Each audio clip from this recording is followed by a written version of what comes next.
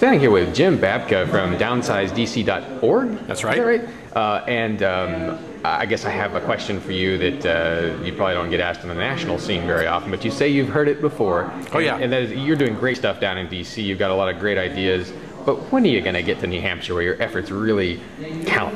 Well, I'm a big fan of this Free State Project, have been for quite a while. I've been up here to speak to the Free Staters a couple of times, and I'm very much in support of the effort. It's one of the things I think we should be doing.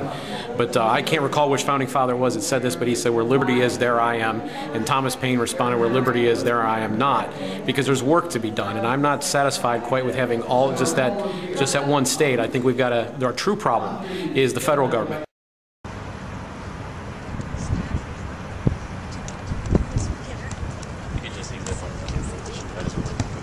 Who is that, though? This is a public space.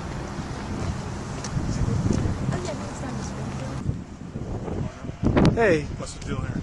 Well, we are in a public space. Oh, we are, but just keep your distance.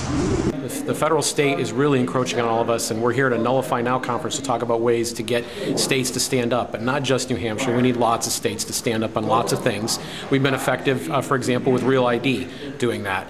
So we want to try to get that spirit in the whole country, and we want to continue to fight Congress. So I'm going to continue to work in that way, and I'm going to continue to have my thoughts and prayers with the people of New Hampshire and wish them all the success in the world.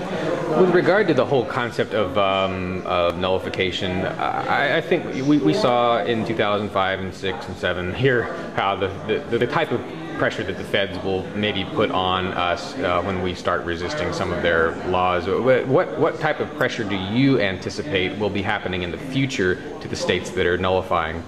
Well, that depends on how hard they press. You know, there was an interesting conversation that occurred between the governor of Montana and the director of the Department of Homeland Security when it was suggested that they were going to not approve Real ID. And we just got another extension here just a couple of days ago. We heard that it's been extended even further because all of these states have stood up. But this Governor Schweitzer, was on the phone with the Homeland Security Director, and they said, listen, you know, your people aren't going to be able to board a plane, they're not going to be able to enter federal buildings, and so on and so forth. These were real threats, heavy, serious threats to the people of Montana, singling them out. And he says, great. He says, why don't you come on 60 Minutes with me and repeat all of that? Yeah, a few days later, they got a waiver. He should have recorded it himself. A few days later, they got their waiver. Yeah. So, you know, this is, I think, you know, some of this is bluster.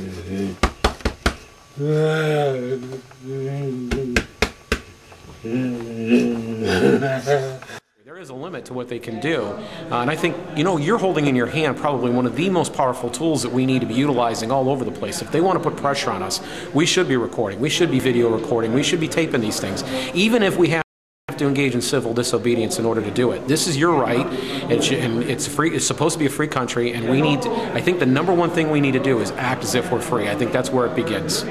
I hear you know, your ads on FTL a lot, Free Talk Live, where you know you're talking about the downside or the Read the Bills Act, which I think is a great idea. Yes. But every time I hear about it, it's like the Read the Bills Act. We're sponsoring it. We're putting it. But I never hear what the status of the thing is. Has it ever gone before the whole House, or what is it? It has not. We've not had a single sponsor. We've had congressmen who have expressed interest in the past, but have not sponsored.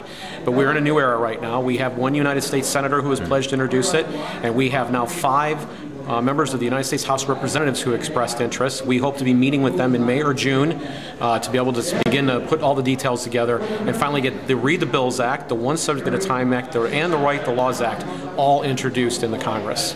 And why couldn't you get Ron Paul to sponsor it back in the day? That's a very good question, and I would like you to ask him that for yourself. Okay. I've had the chance to ask him, and I always get kind of, we'll get back to you on that, which is a typical congressional response. His staff has been resistant. There was a point at which there was a pledge that they would do so, and then they withdrew. And I'm a fan of Ron. We've worked with him on other things. He has introduced the Free Competition and Currency Act, which is also a part of our agenda. He worked with us previous to this on a lawsuit that we took all the way to the Supreme Court challenging the campaign finance laws, the Incumbent Protection Acts.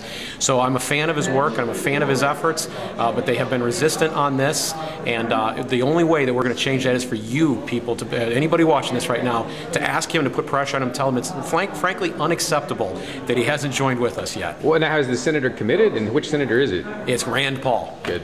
And he's committed? He's committed. All right. Well, that's, wow. I never thought I'd hear something about Rand Paul that was better than his dad, but that's a good first time for everything. Okay, good for him. And good for you for sticking with it. Glad to have you down there in DC, although, of course, we'd rather have you here.